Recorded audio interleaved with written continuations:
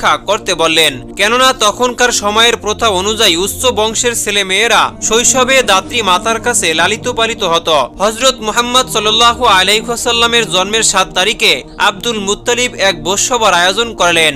এই ভোজসভায় মক্কার বিশিষ্ট ব্যক্তিগণ আমন্ত্রিত হল।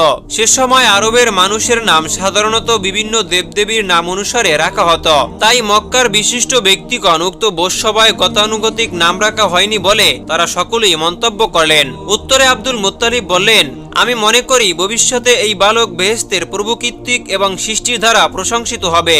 অবশেষে বিভিন্ন ঘাত প্রতিঘাত উতরিয়ে এই নামের মহত্ব সমগ্র বিশ্ব সৃষ্টিকে মহান করে তুলছে। বিবি আমেনা সাদ গোত্রের দাত্রীর জন্য অপেক্ষা করতে থাকেন। এরই মধ্যে আবু লাহাবের দাসী সাউবিয়াহর কাছে শিশুটি লালিত পালিত হতে থাকে।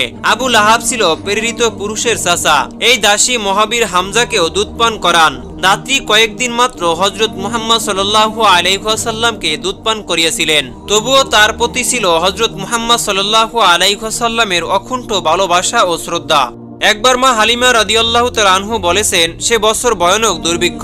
স্বামী হারেস বিন আব্দুল উজ্জা ও আমি উভয়ে চরম সংকটে নিপতিত হই। উভয়ই মক্কায় প্রত্যাবর্তন করব বলে মনস্থ করি। হারেস হালিমা রাদিয়াল্লাহু তাআলা আনহুকে বললেন, মক্কায় গিয়ে কোনো ধনবান লোকের নবজাতক শিশু পালনের ভার এবং গ্রহণ ও শিশুর জনক জননীর কৃপায় দুঃখ দুর্ভিক্ষ দূর করব।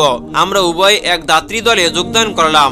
সহযাত্রীদের অনেক পশ্চাতে পরে গেলাম। মক্কায় আমরা এলাম, কিন্তু সবার পরে অন্যান্য দাত্রীরা বিভিন্ন নবজাতক শিশুকে গ্রহণ করেছে, মাত্র একটি শিশুর ভার কেউ গ্রহণ করেনি।